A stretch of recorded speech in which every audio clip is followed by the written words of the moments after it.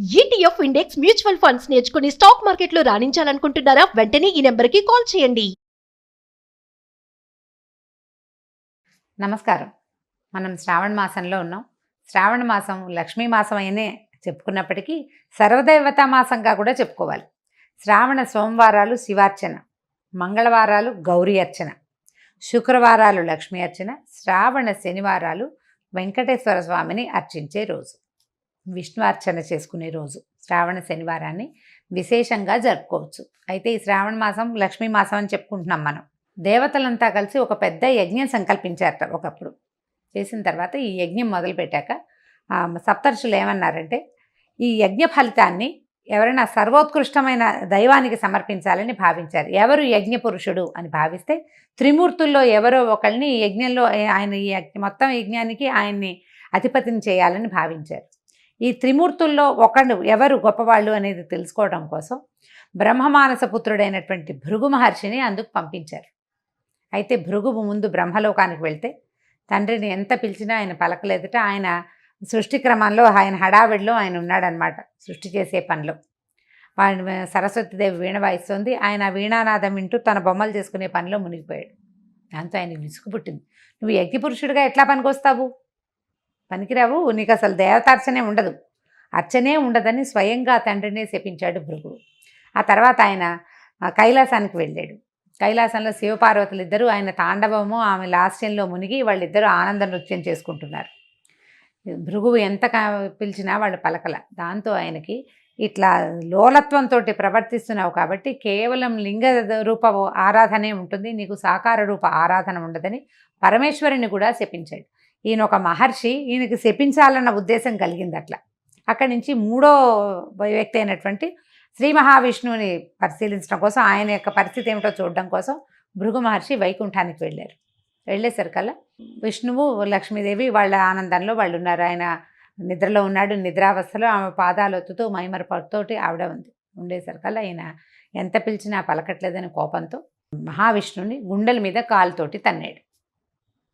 తన్నేసరికల్లా వెంటనే ఆయన లేచి, అయ్యో నీకు నా గుండెల మీద తన్నే, వక్షస్థలం రాతి కంటే కఠినంగా ఉండే నా వక్షస్థలం మీద తన్నేవు, ఇక్కడున్న మణులు మాణ్యాలు అన్నీ నీకు గుచ్చుకున్నాయేమో అని చెప్పి ఆ మహర్షికి పాదసేవ చేస్తూ ఆయనకి అహంకార చిహ్నంగా ఆయన అరికాల్లో ఉన్నటువంటి నేత్రాన్ని చిదిమేశాడట మహావిష్ణువు.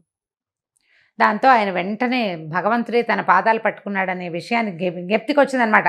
అంతకుముందంతా నేను ఋషిని బ్రహ్మజ్ఞానం కలిగిన వాడిని అహంకరించిని, ఆ అహంకారంతో తండ్రిని, సాక్షాత్తు తనకి తండ్రి అయిన బ్రహ్మదేవుణ్ణి, తర్వాత సర్వలయంకారకుడైనటువంటి పరమేశ్వరుణ్ణి కూడా శపించి ఈ మహావిష్ణువు మీద ఇటువంటి అవజ్ఞతోటి ప్రవర్తించానని చాలా సిగ్గుపడి బాధపడి ఏమనుకున్నాడంటే, ఈ యజ్ఞానికి యజ్ఞపురుషుడు మహావిష్ణువు అని నిర్ధారించుకుని వెళ్ళిపోయాడు.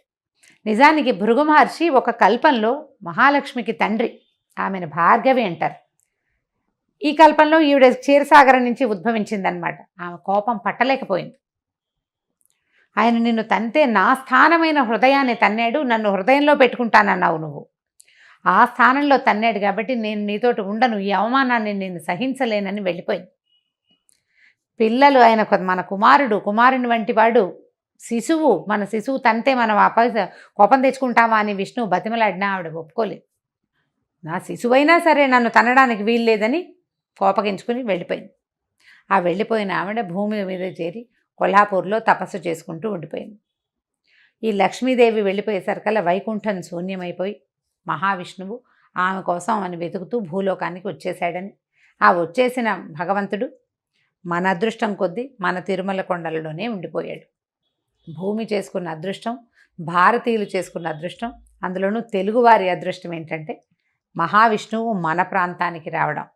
ఆయన తిరుమల కొండల్లో ఉండగా ఆయన ఆకలి దప్పులతోటి అలమటిస్తున్నాడని, లక్ష్మీ మీద విరహంతో బాధపడుతున్నాడని తెలుసుకున్నటువంటి దేవాది దేవతలంతా కలిసి ఒక గోవుని గోవత్సాన్ని సృష్టించి ఆ ప్రాంతానికి పంపించారు. ఆ కాలంలో రాజుగా ఉన్న ఒక చోళ రాజు రాజ్యం చేస్తూ ఉన్నాడు ఈ ప్రాంతానికి. లక్ష్మీదేవే స్వయంగా నాథుడు బాధపడుతున్నాడని ఈ ఆవుని దూడని తీసుకొచ్చి రాజుకు అప్పచెప్పింది. ఈ ఆవు దూడ చాలా సర్వలక్షణ సంపన్నంగా ఉన్నాయి, కానీ రోజు ఆ గుట్ట మీదకి ఎక్కి ఆ గుట్ట మీద ఉన్నటువంటి పుట్టలోకి పాలు జారవిడిచి వచ్చేసేది ఆవు. కొన్నాళ్ళకి తెలుసుకుని ఆవు ఇట్లా పుట్టలోకి పాలు విడుస్తుందని దానివల్లే దూడ కూడా పాలు చాలటం లేదని తెలుసుకున్నటువంటి ఇక పశువుల కాపరి ఆ ఆవు ఎక్కడికి వెళ్తుందో గమనించి ఆ ఆవులోంచి ఆవును కొట్టబోయాడు. ఆ పుట్టలోంచి పైకి వచ్చినటువంటి మహాపురుషుడిని చూసేసరికల్లా హతమారిపోయాడు. చోళరాజును కూడా భగవంతుడు శపించాడు. కళ్ళు పోతాయి నీకు, నీ ప్రాంతంలో ఇలాంటి పని జరిగింది కాబట్టి. అయితే అప్పుడు కొంచెం దెబ్బ కూడా తగిలింది మహావిష్ణువుకి. ఆ తర్వాత ఆయన తిరుమల కొండల మీదే వెంకటాద్రి మీదే వకుళమాత ఆశ్రమానికి చేరాడు. లక్ష్మీదేవి యొక్క అంశ పద్మావతీదేవిగా ఆకాశరాజుకి దొరికింది. భూమిని తన్నుతుంటే దువ్వుతూ ఉండగా, అంటే నాగేటి చాలలో సీతాదేవి ఎలా దొరికిందో అదేవిధంగా పద్మావతీదేవి కూడా ఆకాశరాజుకి నాగేటి చాలలో దొరికింది. ఆ ఆడ శిశువుని పెంచుకున్నారు వాళ్ళు. ఆమెకు పద్మావతి అని పేరు పెట్టారు. ఈ తర్వాత కాలంలో ఈ వెంకటేశ్వర స్వామి మన మహావిష్ణువు కొండల మీదకి వెళ్ళటంతో శ్రీనివాసుడు అనే పేరుతోటి అక్కడ ఉండటం మొదలుపెట్టాడు వకుళమాత ఆశ్రమాల్లో. ఆ తర్వాత కాలంలో ఆయన పద్మావతి దేవిని చూడడం, ఆమె ఎందున్నటువంటి లక్ష్మీ అంశకి ఆకర్షితుడయ్యి ఆమెని వివాహం చేసుకుంటానని చెప్పడంతో వకుళమాత స్వయంగా ఆకాశరాజు దగ్గరికి వెళ్ళి పద్మావతి శ్రీనివాసుల కళ్యాణం జరిపించింది. ఆ తదనంతరం లక్ష్మీదేవి అక్కడికి వచ్చేయటం, పద్మావతి లక్ష్మీదేవుల తాలూకు సంవాదంలో భగవంతుడు సాలగ్రామ రూపిగా అక్కడ శిలాస్వరూపంగా ఈ తిరుమల కొండల మీద వెంకటాద్రి మీద వేంచేసి ఉన్నాడు.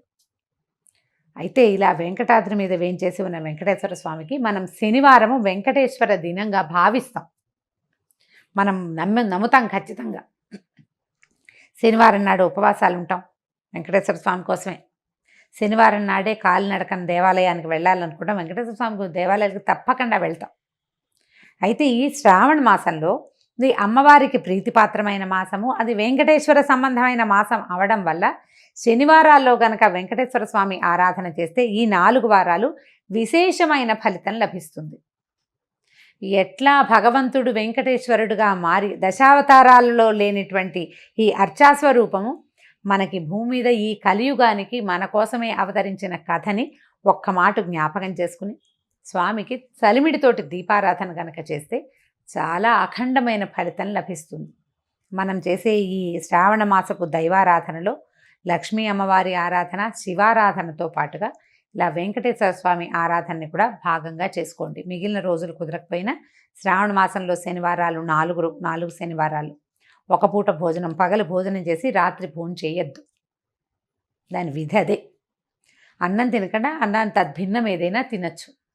దీపారాధన చేయటం చలిమిడితోటి ఆవు నెయ్యి, బెల్లము, బియ్య పిండి కలిపి చలిమిడి చేయటం. ఆ చలిమిడిలో చక్కగా గుండ్రంగా ఉండలాగా చేసి దాంట్లో కొంచెం గొయ్యి చేయటం అన్నమాట. లోపలికి కొంచెం నొక్కి అందులో కాస్త ఆవు నెయ్యి వేసి దీపం పెట్టడం. ఈ దీపారాధనతో స్వామికి ప్రసాదంగాను దీపంగాను సమర్పిస్తామన్నమాట. దీపారాధన అయిన తర్వాత ఆ చలిమిడిని ప్రసాదంగా స్వీకరించడం. పగలు భోజనం చేయొచ్చు, రాత్రిపూట భోజనం చేయకూడదు. ఈ 4 శనివారాలు ఇలా చేయటం వల్ల శ్రావణ మాసంలో మనకి అమ్మవారి కరుణతో పాటు అయ్యవారి తాలూకు కృపాకటాక్షాలకు కూడా మనం పాత్రలు అవుతాం. 4 వారాలు ఉన్నాయి. తొలి వారం కుదిరినా కుదరకపోయినా తర్వాత వారాలైనా చేసుకోవచ్చు. కుదిరిన వారు తప్పకుండా ఈ కథని స్మరించటము, ఇది చేసుకోవటము. అంత పెద్ద చలిమిడి పెట్టకపోయినా చిన్నగా కొద్దిగా చలిమిడి చేసి కూడా దీపారాధన చేసుకోవచ్చు. దీపారాధన చేయటం, వెంకటేశ్వర స్వామికి సంబంధించినటువంటి స్తోత్ర పాఠాలు ఏవైనా చదువుకోవటం, ఆయనతో పాటు లక్ష్మీ అమ్మవారి స్తోత్రం కూడా ఒకటి చదవటం. దీపారాధన చేసాం కాబట్టి ముందు తర్వాత ప్రసాదం, నైవేద్యం, వడపప్పు, పానకము, అరటిపళ్ళు, మీ ఓపిక. పాయసం చేస్తాం, పొంగల్ చేస్తాం అంటే అన్నీ కూడా చేసుకోవచ్చు. అవేవి చేయకపోయినా 2 అరటిపళ్ళతోటి కూడా మనం నైవేద్యాన్ని పూర్తి చేసుకోవచ్చు. పగలు భోజనం చేసి రాత్రి ఉపవాసం ఉంటే మర్నాడు పొద్దున్న మామూలుగా భోజనమే చేసేయచ్చు. దానికి ఇంకా నియమం ఏమీ లేదు. ఈ ఆలోచన చేయండి. కుదిరితే ఒక్క శనివారమైనా చలిమిడి దీపారాధన చేయండి. అది ఇంటికి మంచిదని, చలవని చెప్పబడుతోంది. నమస్కారం.